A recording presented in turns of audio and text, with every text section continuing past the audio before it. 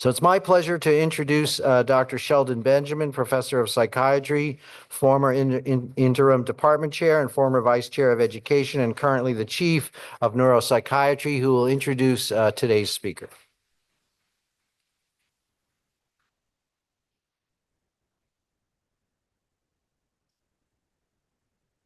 I'm standing in for Beth DeGrush, who's on vacation, but it's my pleasure today to introduce the chief resident in neuropsychiatry. And for those of you who are familiar with this program, it's a 6-year program, and our speaker today began his training way back when Donald Trump was president. Look at that. 6 years. He's still there. So Alex went to undergrad at University of Maryland in psychology, and while he was there, he went off to Oxford, to St. Catherine's, to read in neuroscience, and New York Medical College for his medical degree with a concentration in medical ethics. And he's been fairly productive despite the slavery involved in the neurology psychiatry residency. With he had a couple of publications, one as first author, and then another one that is that's, I guess, in progress, that has to do with a review of psychiatric complications of epilepsy surgery, or psychiatric outcomes of epilepsy surgery. But he's also published 5 abstracts with posters and given 20 presentations during training, including some grand rounds and things. But his major accomplishments during residency, aside from he's been the coordinator of our neuropsychiatry seminar and has had a chance to interact with all sorts of interesting people around the world because of that, as he brought them in by Zoom to present. But his major accomplishment during training was marrying Tova and having his daughter, and that's a performance soon to be repeated, we understand. So anyway, it gives me great pleasure to present our impending neuropsychiatry graduate, if he can make it through the next 6 months, Alex Lichtenberg.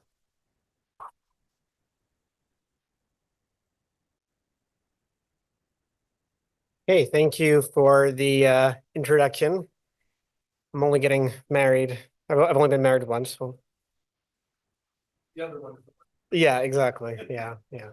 So no conflicts of interest. And what I want to talk about today is synthesizing neurological and phenomenological approaches to understanding schizophrenia.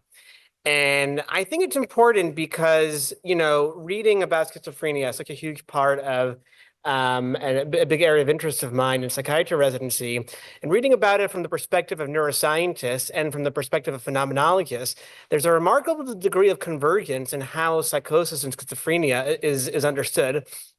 And there has not been a lot out there trying to bring the two together. And so I want to kind of do that by talking about neural networks in schizophrenia. I'll talk about what that means. Then phenomenological understanding schizophrenia. Then trying to bring them together and talk about why that's valuable to even integrate these approaches to begin with. So first to talk about neural networks. So the old model of neuroscience, there's something known as the modular model, where you had the brain, and it's very obvious, you look at a brain very obviously divided up into different portions. And you say, okay, this part of the brain does this portion, that part does that. They all kind of working separately and, keep communicating with each other. But more and more neuroscience research has completely discredited that. Now there's more of a systemic model of brain function, which is that there are interdependent processes distributed across multiple locations within the brain that together create distinct functional brain networks. And there could be overlapping anatomical features to them. And there are dynamic shifts that occur between networks in response to the environmental stimuli. So one network may be activated in one circumstance and another one in a different circumstance.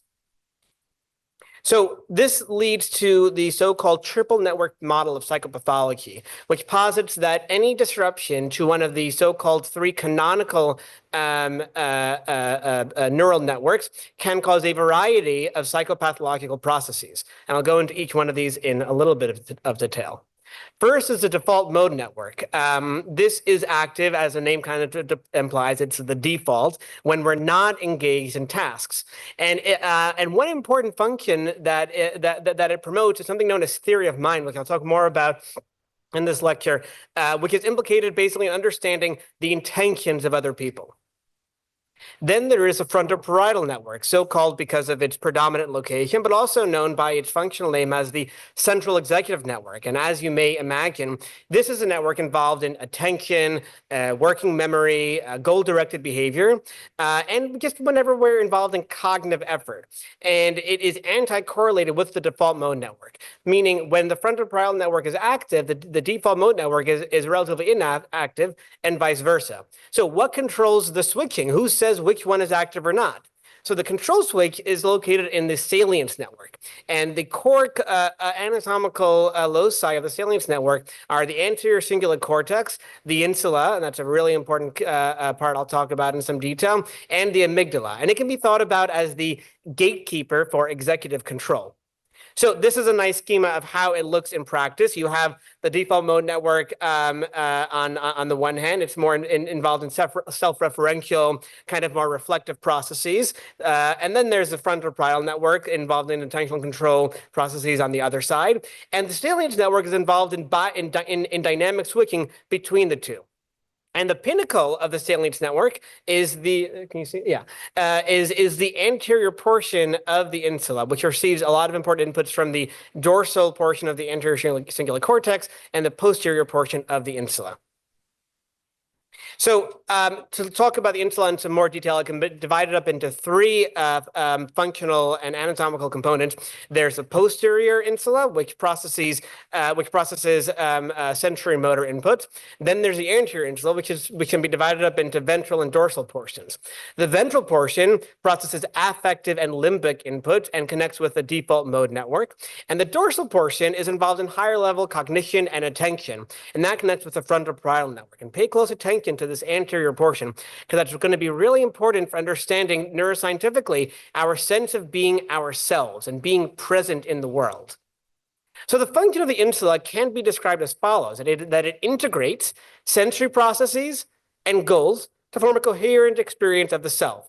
So bottom up, things coming into the brain, and top-down processes, expectations and goals that we already have for ourselves. And this allows us to have stimulus-independent thought. You know, we're not just stimulus-bound creatures. We can think about things even if there's nothing going on in our environment. And that's what the insula allows us to do. And it does this by evaluating uncertainty and generating prediction error. And this is important for updating prior assumptions based on new information in our environment. So an important concept here in insular function is the concept of interoceptive awareness. So interoception, if you break that down, intero meaning interior, ception like perception, awareness. So awareness of how we are perceiving things going on inside of us. So think for a moment that you're standing in front of an apple. So the insula has to conjure up three consecutive components to have interoceptive awareness. First, there's a mental representation of oneself as sentient. You are alive, you're standing there, you are right here where you are. Then there's a mental representation of an external object. There's that apple in front of you. You see it. You know it is an apple. You can name it, you can think about it, and it is right there in front of you. And then finally, and importantly, there's a mental representation of the relationship between the self and the object in the immediate moment. So you are standing here right now, there's an apple right there, and you are present in that moment. And this is important for understanding the concept of proximal salience. So the salience network receives input from the stimulus, you know, the light, sound, whatever, feeling. And then there are, of course, interoceptive pathways. So maybe you might say, oh, I'm kind of hungry right now. I'm feeling my stomach growling. There are prefrontal systems like, yes, it is 12 o'clock. You have to kind of be eating right now to get some glucose. So this is part of the plan. You know, this is the time to act. And suddenly the apple acquires proximal salience and allows you to switch from the default mode network into the central executive network, which can allow you to focus on the apple, reach for it, and take a bite. And this allows us to think about a concept of presence as related to insular function. The hypothesis here, I didn't come up with this on my own, is that we have to think about how does proximal salience actually lead to a sense of self? Well, subjective states, it's hypothesized, are determined by predictions of interoception by means of predictive coding, which means that successful cognition, being able to be present and aware and thinking about where you are and what's going on, means suppressing prediction error. So presence can be thought about subjective sense of reality of the world and of the self in the world. And this will make more sense as we go through some more examples. So presence occurs when top-down interoceptive prediction signals match sensory inputs, so there's no prediction error. So when you're standing there in front of in front of the apple, you have all kinds of previous notions of what it's like. It's going to look a certain way. When you pick it up, it's going to feel a certain way in your hand. When you take a bite into it, it's going to taste a certain way, going to have a certain crunch. And when everything matches exactly, the apple is exactly as it looks, feels as it looks, and it tastes as you expect, there's no prediction error. You are present in your environment. You got it all right. This, as I'm kind of implying, is based on autonomic, like feelings of hunger and motivational systems. You want to kind of eat. And that generates the subjective emotional state. So feelings in this schema, by the way, can be thought of merely interpretations of how your body responds to interoceptive signals. So that's present. What about agency? What about the ability of yourself to do things as you want in your environment? Well, you need a sense of present, but you also need exteroceptive cues. So if interoception refers to perceiving your own internal signals, so things happening inside of you, exteroception, as the name implies, involves exteroceptive cues, things happening outside of your body, like sensory signals, proprioception, kinesthesia. So like, if you touch an apple, it's going to feel a certain way. So if you suppress exteroceptive prediction error, then you actually have a reinforced sense of agency. You know that the consequence of the action of reaching forward for the apple and taking a bite is exactly as you expect. So in healthy individuals, or individuals, I should more aptly say, who are not experiencing psychosis, you don't need to rely on exteroceptive cues to predict the consequences of the sensory motor inputs. You don't need to first touch the apple, look at it from the underside, think about it. Is this really an apple? It's so obvious to you. It's given. You just take the apple, you take a bite, everything is so seamless. And that's your sense of agency. So this is how we get to a sense of self, and this is where the anterior insula is so crucial. It receives interoceptive, visceral, and reward inputs to generate the emotional experience and sense of self. It does this by comparing and integrating interoceptive and exteroceptive signals to generate a prediction error, which then generates a subjective feeling state. And this is why it's hypothesized that the anterior insula is nothing less than the core neural substrate for conscious selfhood. So that's all how it kind of is supposed to work. What about when things don't work, as in schizophrenia? And is this relevant to schizophrenia? Well, as it happens, there are a number of lines of research that directly implicate the salience network in general and the insula in particular in schizophrenia. So, for instance, a variety of positive and negative symptoms have been connected to salience network dysfunction. This has been based on voxel-based morphometry and region of interest studies looking at insular structure. So there are abnormalities to the structure of the ACC and the insula even prior to a first episode of psychosis, and the volume loss in those areas persists even after the first episode of psychosis. Von Economo neurons, these are specialized long neurons that are seen in humans and primates much more than other animals, and they're seen in the anterior cingulate cortex much more than other areas of the brain. There's a lower concentration of them in those with schizophrenia. There's decreased activation of salient and reward processing regions in individuals who are psychotic, and this leads to an impaired ability to update prior expectations and evaluate prediction errors. Crucially, because of dysfunction to the salience network, there is weakened connections between the salience network and other core networks like the default mode network and the frontoparietal network. So for instance, when the default mode network is not suppressed, you're not really going to respond to external stimuli appropriately. So if you're standing there and somebody is talking to you, you're supposed to respond. And so you're supposed to activate your frontoparietal network and suppress your default mode network to, actually pay attention and respond to what the person is saying.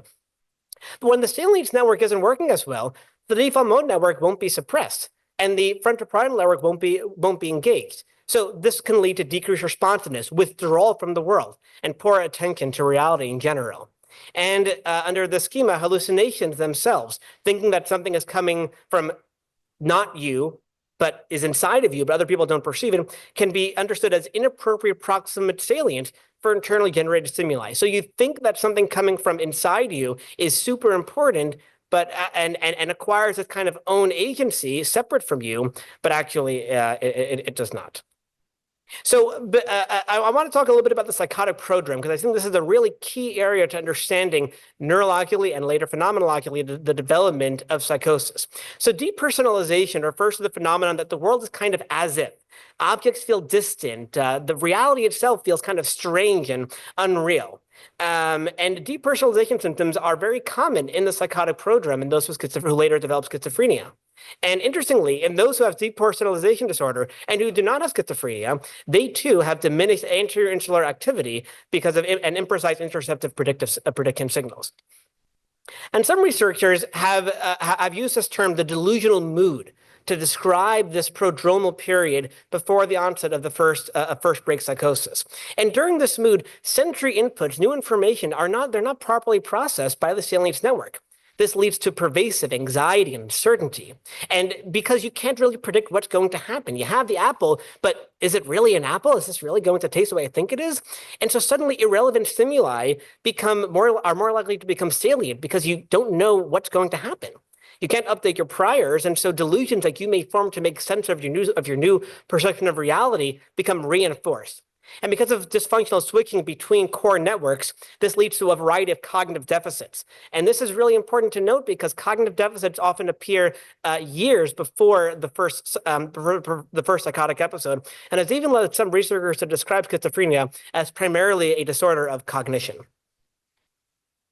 So this leads to the network model of psychosis, really nicely illustrated here, where the increase in prediction errors from persistent mishmash of prior expectation and sensory inputs leads to the so-called positive symptoms of psychosis, such as delusions and hallucinations. Self-monitoring errors, grow and grow. There's an increasing amount of uncertainty. You try to make other associations to make sense of the world. You become passive, and so delusions become reinforced. Impaired interoceptive awareness leads to psychomotor retardation and disorganization because you can't process this information in an efficient manner. So this leads to profound disruption of agency in schizophrenia due to diminished interoceptive sensitivity, which means you can't really predict what the interoceptive signals based on what's happening in your environment, which makes you more susceptible to assimilate exteroceptive cues for localizing interoceptive signals. So when the predictions of sensory inputs are inaccurate, you have a distorted sense of agency because you don't know if you do something, what's going to happen. So you have to rely on external cues to make sense and predict the consequences of sensory inputs. And that could lead to a belief that actions have external causes and are not self-generated. And this is really nicely illustrated in a couple of experiments that I really love.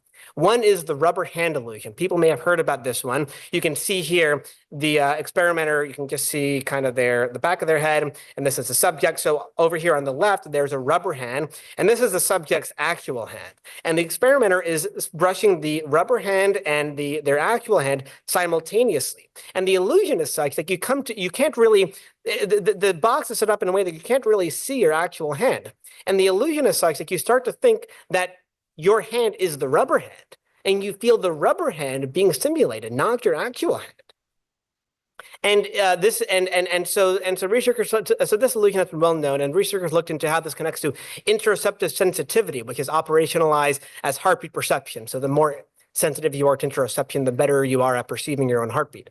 And it found that those who had more interoceptive sensitivity were less likely to be susceptible to the illusion, meaning those who are better able to predict and relate to their own internal signals, they didn't fall for the trick as easily. But those who did not have as good interoceptive sensitivity, they had to rely on external cues to understand what was going on. They were more likely to fall for this illusion. And more so, their real hand had a lower skin temperature, almost as if their real hand was dead to them. And this is one of my favorite all-time experiments in schizophrenia about self-tickling. So researchers took 3 groups of individuals, one healthy participants with no psychiatric history, others with a psychiatric history that was not related to psychosis, and others who had recently, within the past 3 months, had an episode of psychosis characterized by auditory hallucinations and delusions of control or passivity. And they had the subjects allow themselves to be tickled with this machine where you can't really see the other hand, and also tickle themselves. Those in the first 2 groups experienced tickling themselves and the experimenter tickling them as different sensations altogether. They're very, very easily distinguishable. But those who had had a more recent psychotic episode did not really think they were very different experiences. Tickling themselves, somebody else tickling them, it's all the same brush touching the same hand. And we can understand this, I would suggest, by positing that those who have increased prediction errors, they are more likely to experience sensory input that's as unexpected. And so they suspect that the stimulus for tickling themselves comes from elsewhere, some other hand, maybe the experimenter's hand, maybe an alien's hand, who knows? But those who don't have a lot of prediction error, they can appropriately attenuate tactile sensation when it's their own hand doing the tickling. And I also want to talk about an important concept from psychology known as theory of mind, which is the ability to understand that someone can act on the basis of a false reality, nicely illustrated in this cartoon. And interestingly, theory of mind, ability to do theory of mind tasks is impaired not only in individuals undergoing experiencing psychosis, but in schizophrenic individuals who have had remission of their psychosis and their relatives, and in individuals who have been determined to be at high risk for developing schizophrenia. And this explains the association with loss of social attunement and feelings of invasiveness, because you don't know what to expect. So to bring this all together again, there is substantial anxiety about predicting what will happen. This anxiety can acquire an existential character as senses of presence and agency are thrown into doubt. So you have to rely on external cues to understand your own self, which means that what's happening outside of you can seem strange and unreal. And when you have to rely on external cues, you might, make loose or random associations to try to make sense of that reality, which leads to delusions. And worsening prediction errors can lead to hallucinations and social withdrawal as the uncertainty pervades your experience of being in the world. It pervades your sense of presence and agency. And that can lead to the very common symptoms of disorganized mental and physical activity.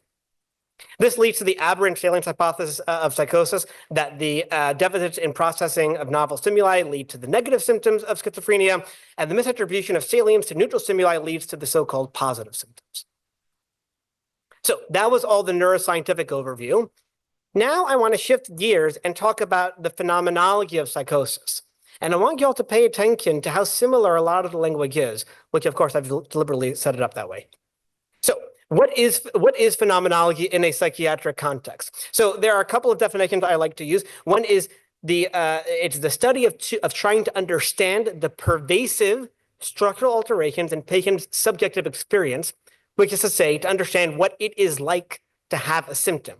So the focus here is on on how people with psychiatric illness become conscious of objects, and of course we know objects can be things and people as well.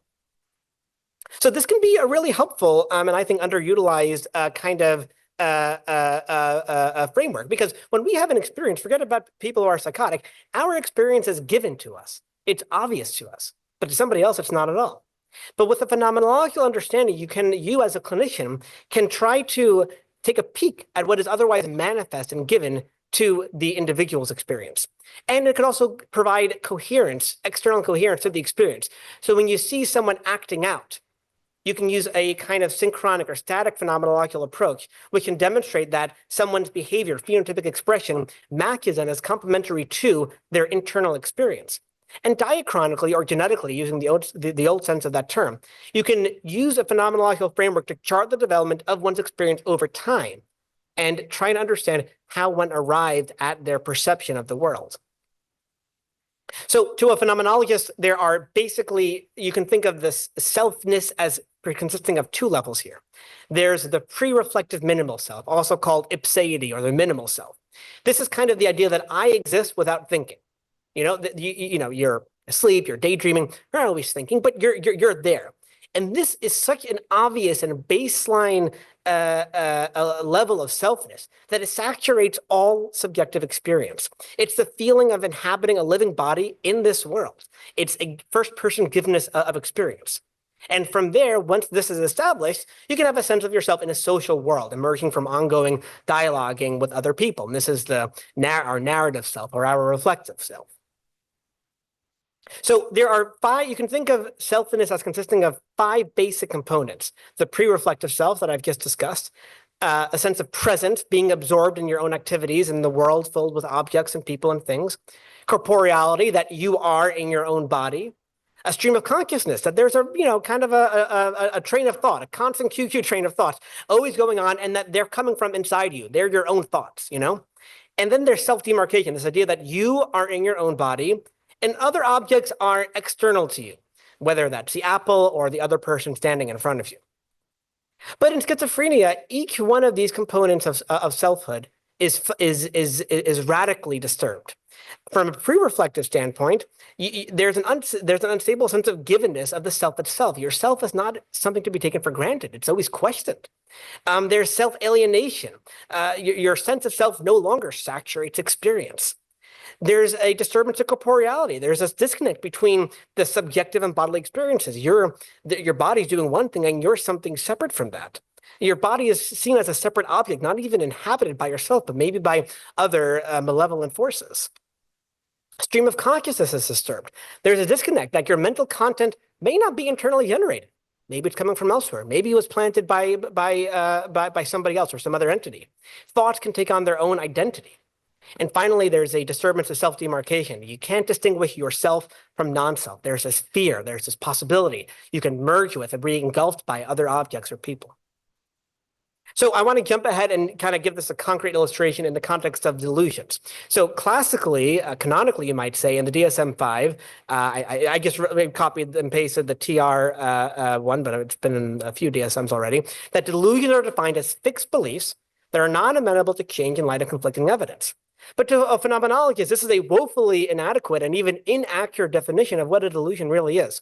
Because to a phenomenologist, the emphasis here is not on the content of the delusion. It's not like a proposition about the world and how it works, but about the experience of consciousness that leads to a delusion. So this is what phenomenologists call an ontological framework of the delusional experience. Ontology being the matter of being in the world, because your experience of reality is so fundamentally altered. And this is why a lot of folks with delusions or who recover from delusions have a lot of trouble communicating what it is like, what their delusion even was or what it even meant, because standard language cannot adequately capture the experience of having a delusion. Instead, you have to rely on the language of the delusion itself. So some interesting historical accounts, we think of Emil Kraepelin and Joachim Bleuler as the so-called founders of biological psychiatry, these two monumental psychiatrists who worked in Europe at the turn of a couple centuries ago. But they actually touched on a couple of themes that are very important to phenomenology. Kraepelin describes schizophrenia as a matter of disunity of consciousness. Bleuler used the term autistic detachment from reality. And here autistic means not in the sense we use it today or how the DSM defines it, but as in the literal sense, autism, like self-ism, where fantasy dominates over reality.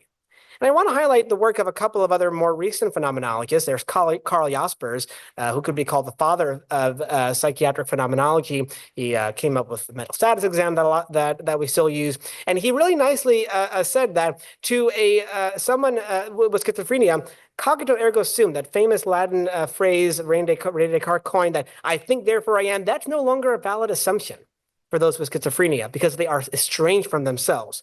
And I want to talk a little bit also about an even more recent psychiatric phenomenologist, R.D. Laing, who pictured on the bottom over here, who was an English psychiatrist in the last century. And he talked a lot about primary ontological insecurity. He expounded on his theory of schizophrenia in a really great book, in my opinion, called The Divided Self, where dialectical interpersonal interactions are seen, otherwise known as conversations with other people, are seen as threatening because there's a fear of petrification, literally being petrified, turned into stone. And so if that's the case, wouldn't you prefer to socially isolate? And in the prodromal period before an episode of psychosis, there's this feeling that the existence of the world is false or dead. Reality itself is unstable and unreliable. And there's this intense fear of merging with, or worse, being engulfed by an other, meaning another person or maybe even an object.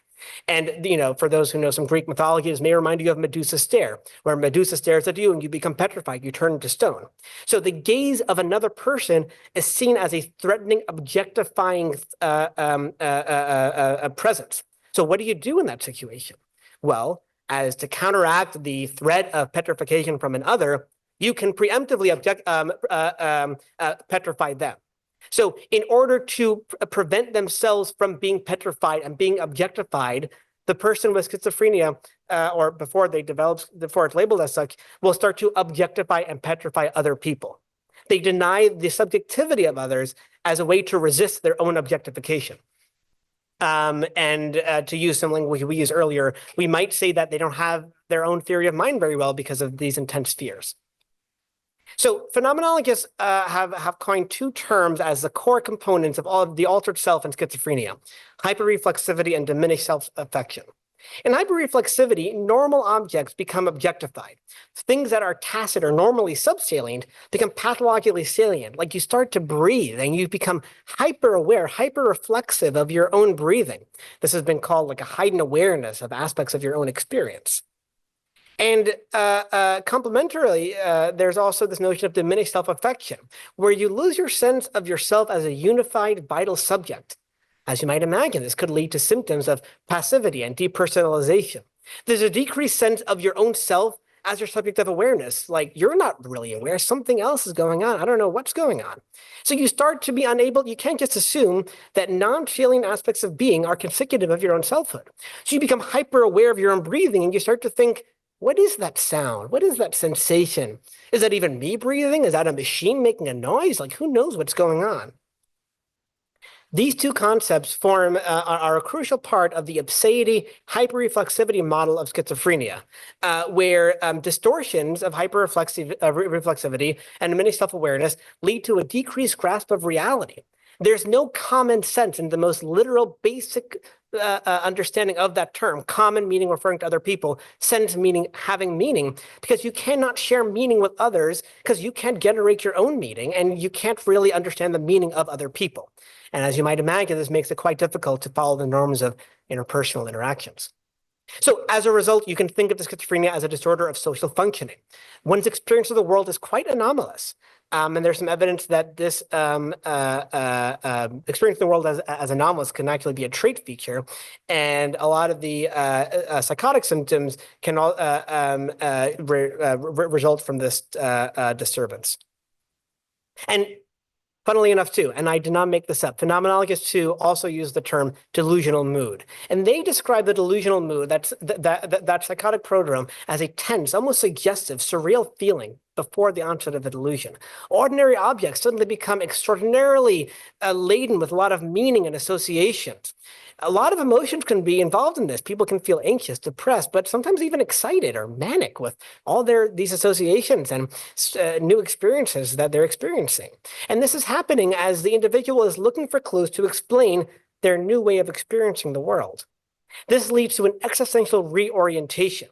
And a lot of times people with schizophrenia before the onset of psychosis will become heavily preoccupied with philosophical, supernatural, or metaphysical themes because they're trying to accommodate are trying to make sense of their anomalous experience with pre-existing schemata. We're all born into a culture, religious tradition a lot of times, or ethnic tradition, and we all have these ideas of how the world is supposed to work. And people will rely on those ideas from the Bible or from ancient writings or from something they saw on television to try to understand their new way of experiencing the world.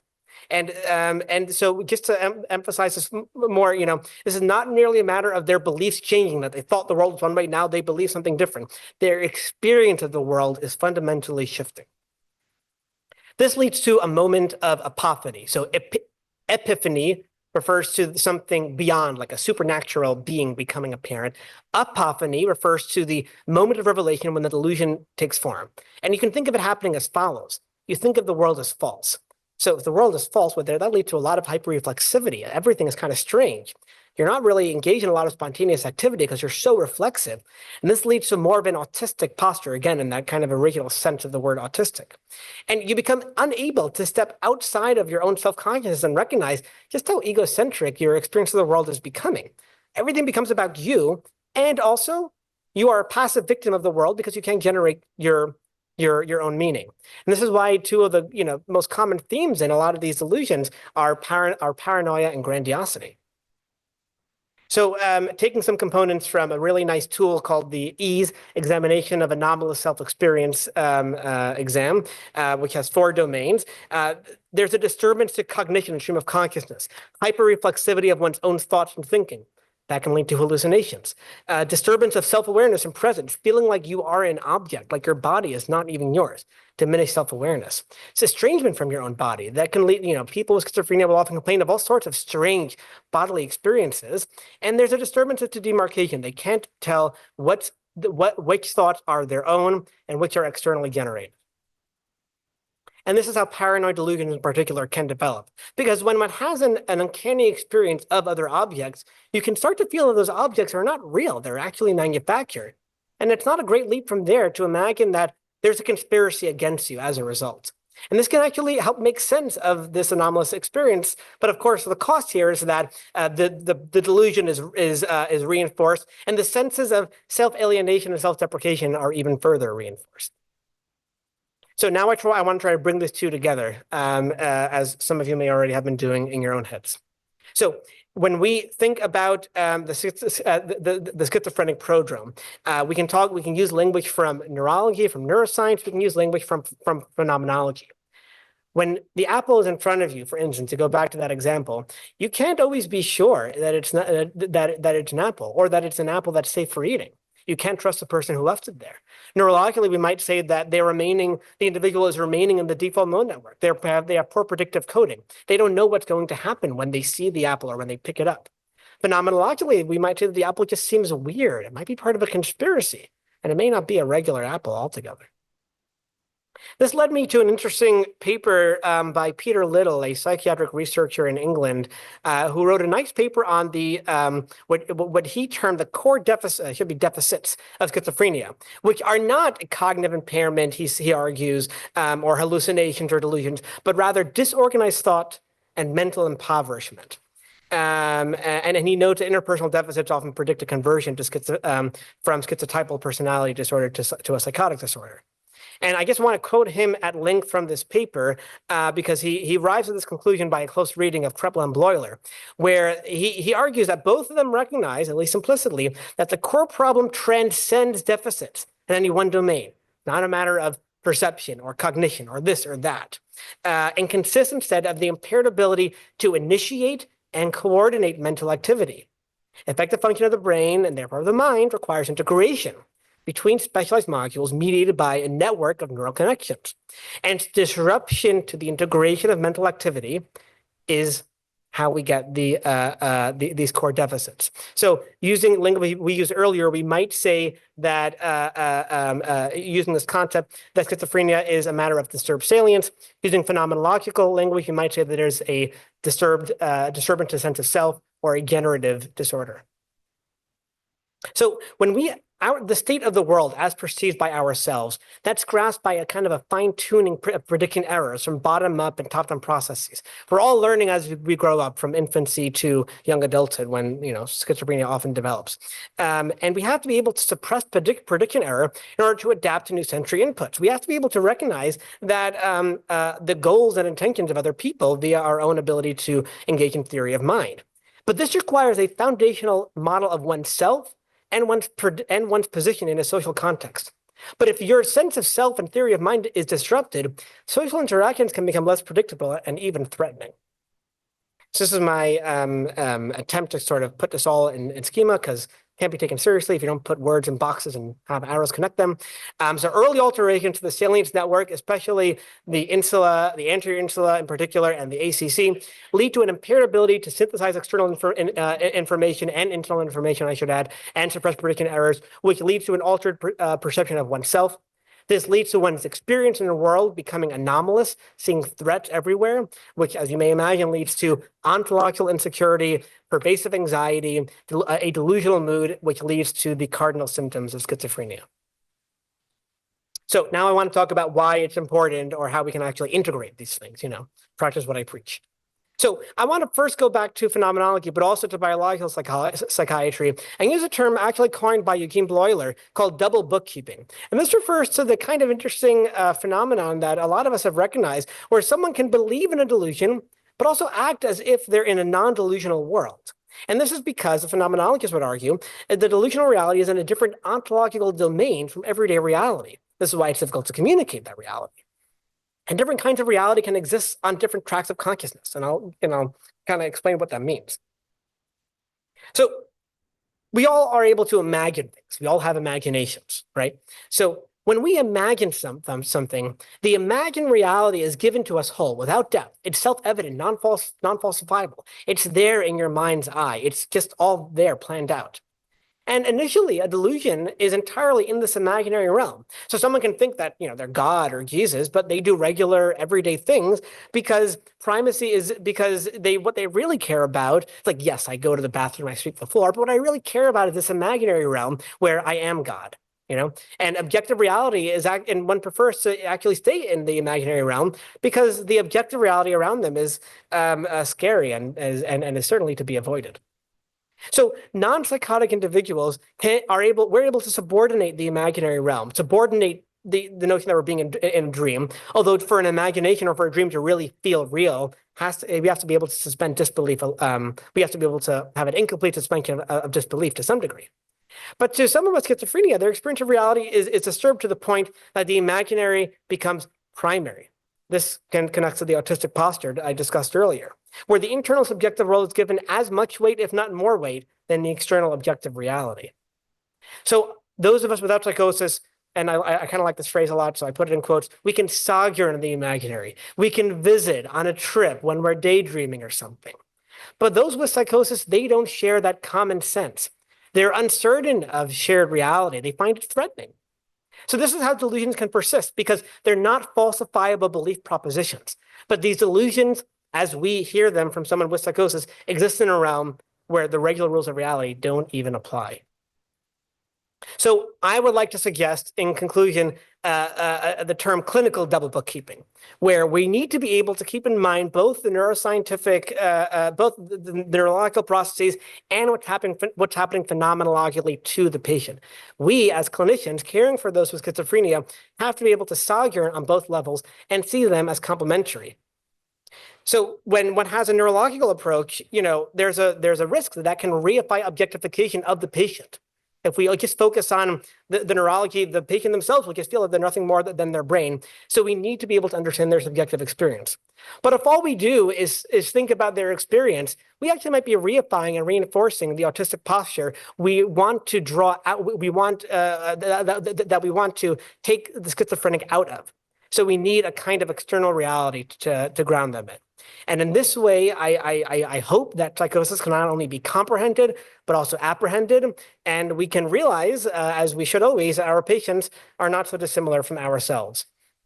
And I want to give the last couple slides to other people.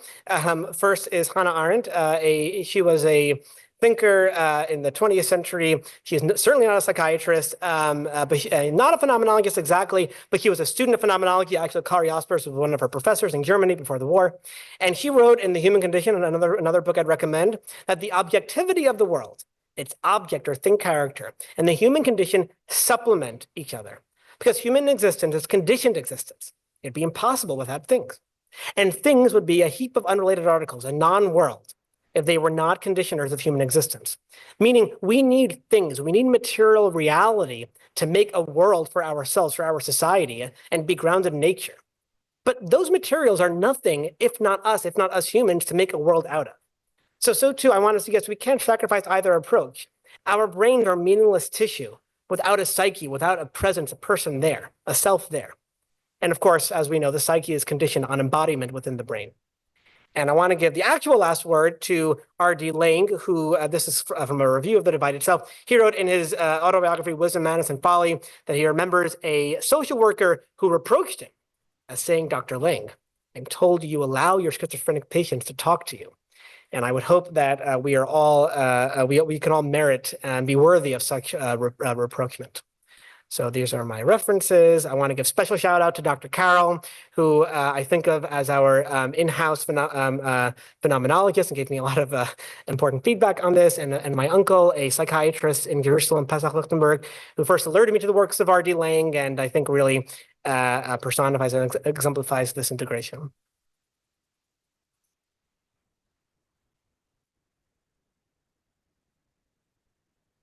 I had a question for you. Yes. So you were talking about psychosis as it pertains to schizophrenia. Yes. Do you think the same would apply to psychosis seen in bipolar patients or patients with psychotic depression? That's a great question.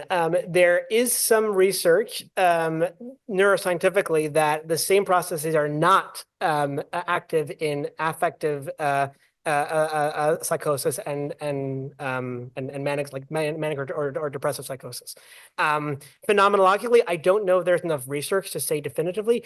I would imagine that they are different phenomenologically because it's not saturated with as much intense emotion. But I'm not certain about that. Yeah, I mean, as a clinician, I would say they're probably different. Yeah. Yeah. Question, Dr. Bitcher? Yeah.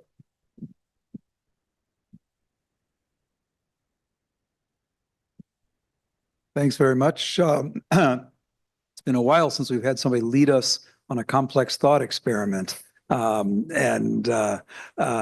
came out making sense too. That was good. And Tony, I actually think another interesting thing to compare to is when the psychosis has a known medical or neurological etiology. Is that different? But essentially, we have three machines in our head, which I think is another way of thinking about what you're doing. One is a perception machine, one is a prediction machine, and one is a processing machine. So when I scan over to, we don't actually see, we think we are seeing things in real time. But we're not, right? Because it takes 20 to 40 milliseconds for a visual stimulus to hit the brain, and it takes several hundred milliseconds to figure out what it was. So when I turn my head to the left, my brain is predicting whatever I see there, I can sort of see it as something to the left of my attention sphere, right? And so when I see it, I think that makes sense. I check it, right? But then I do during the analysis part. And so during the perception part, there can be an input. There's time in 20 to 40 milliseconds for a cognitive input. And then again, during the hundreds of milliseconds where you figure out what something is, there's time for an input there. And some people who hallucinate will tell you, I'm having a hallucination. And others will tell you, this is real, right? And I think those people who will tell you this is an hallucination must have time for a bit of inhibition to come in during the analysis, right? And so I'm wondering whether part of psychosis is you have not just a faulty prediction and not a faulty check, but also you're constantly predicting reality. That could break down, but then the interpretation of reality, a second prediction and a second passing of signals through the brain can break down as well. And so what you're outlining is kind of stepping back and thinking about the way we process reality in general, not just psychotic individuals. So I think that I found that very interesting. I don't know if that is what you were thinking when you presented. Yeah, a little bit. Well, I think that drives them to one of my last points, which is that, we're all processing reality, whether we're psychotic or not. And I think it's worthwhile to think about it because when the prediction goes haywire, it can lead to a lot of problems. And it behooves us to understand that process, both on the experiential level and the material level, meaning what's going on in our brain, in order to try to help folks out. So yeah, certainly. And one of my quixotic research ideas would be to use the examination of self-anomalous experience and use that on patients with like autoimmune encephalitis and see if we get different results. But don't know if that'll ever happen. Other questions? Well, we got one some online. Amazing present. Thank you to my father for joining. I was going to ask you who that was. Yeah. This is not a psychiatrist, but a fan. So somebody else said it also, in addition to your father, that it was an amazing. Oh no, is this the same? This question? Yeah, same person. All right. So there's an essay in the current issue of The Atlantic about Bob Dylan that divides the world into carnies, carnival people, and everyone else. Dylan is a carny, sojourns in the imaginary, not psychotic, but that's the realm in which Dylan is most at home. Kudos. I guess it's not a question, but it's not at all. Okay. All right. Other questions? Another neuropsychiatrist has a question. Sorry, I promise I did not plant these. but I spend most of my waking time thinking. I'll start with, ooh, that's loud. I'll start with a comment. Yeah, it's on now. Okay. What I really like about the phenomenological approach is it goes beyond what's in the DSM, right? Like, okay, hallucinations, disorganization, negative symptoms, fine. But like, you'll see these random people who are like, no, it feels like I'm lifting out of my body. Like this goes to the anomalous experience. They don't sense the boundaries of their body. And that may be important to understanding schizophrenia. My question is, what happens when you give the rubber hand illusion to someone with schizophrenia? Well, first to your comment, I would go further. I think that the phenomenological account challenges the DSM, which is itself an objectifying project, trying to take people and their experiences and sort of, make them into checklists, which is very valuable and very useful, but also has a lot of risks, to understanding psychiatric illness. I think people with schizophrenia are more. I don't know if it's been studied on individuals with schizophrenia. I didn't see that in my search, but I would predict they'd be more susceptible to the rubber hand illusion. They're less susceptible. You think? Oh, they're less susceptible. Okay, yeah. Yep. Generally in research studies, they're less susceptible. And it boils down to that concept of multisensory integration of saying, I can see this, I can feel this, all of these things are happening. So it's like the concrete thought process. They don't have that layer of abstraction. And that's very interesting. Thank you for sharing. Oh, so I'll ask a non-neuropsychiatrist question. Okay. Does this model help us in any way understand how our medications work? That's a great question. I'm going to first answer the question by not answering the question directly.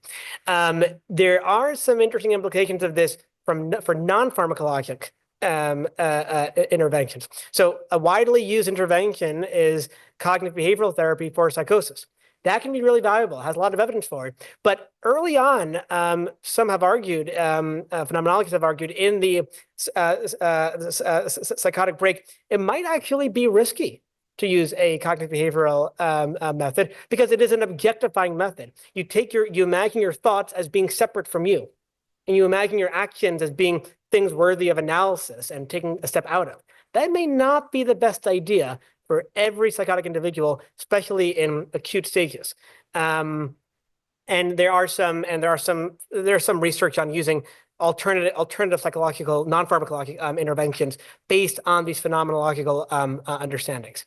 How it understands medication effects, there's a lot of research about a lot of the dopaminergic activity in the salience network, so that can explain some of why antipsychotics work. I don't know offhand, and I haven't seen anybody write about how this might advance pharmacologic interventions. I see my uncle does have a question now. Oh yeah, sure. Wonderful presentation, taking two separate and often opposite approaches and integrating them. Early phenomenologists were certain that their thoughts could be mapped onto the brain. You have advanced that hope. Wow. Yes. What I would like to know, yes, he wrote, early phenomenologists were certain that their insights could be mapped onto the brain. You have advanced that hope. What I would like to know is, how might this translate into an effective therapeutic approach to people with psychosis? How might talking with them actually help? So some of the phenomenologists do address this. They, there's this great, one of the papers I relied on has a nice case study of someone who was psychotic and saw someone had written on like the chalkboard about the ipseity hyperreflexivity model and was curious about it. And as this therapist was explaining the model, he found himself really seen by this model. Like, yeah, the way I'm experiencing the world is kind of weird. Yeah, that's right. I am really kind of like hyperfixated on these things. And so I think I don't know if there's like a formal modality developed quite yet ready for real time, but I think the phenomenological approach can be really generative therapeutically. And then Jonathan Carroll has a message. Great job. I love your idea of clinical double bookkeeping. Perhaps you can speak a little bit more on how providers can step away from getting caught up in the content of a belief and their own preconceived notions and interpret something useful about the person's subjective experiences. Yeah, that's a great that's a great question. Again, I don't know if there's like an evidence-based way to do this, but I might suggest, based on what I've read, that if you see someone, express a delusion, and it sounds like a belief, it sounds like they believe something about the world, trying to, thinking about responding not to what they're saying they believe in, but trying to respond like, thinking a bit more psychodynamically, thinking about like, okay, they feel like they're being watched. What does it mean to feel like they're being watched? Like, what does it mean that that's their experience of reality? So keeping in mind, like the content is important as a way of like, that's the language that the person is using to express their own experience, but trying to go beyond the content is, I think, what I would suggest. Just a quick comment. Since I see he's online, I have to plug Uncle Pesach's book because Alex's uncle wrote a different kind of psychopharm textbook, which instead of saying this is the drug and this is how it works and everything, it says, this is what we believe. Here's the problems with what we believe. Here's the problems with our theories. What could it be due to it? Every single chapter is like, what is wrong with the way we're thinking? And it reminds me a little bit of what Alex has done here in his grand rounds. So check it out. It's a very approachable. Thank you. Yes. Order on Amazon while copies are sold. No money was exchanged, by the way. Yeah. Okay. Thanks, everyone.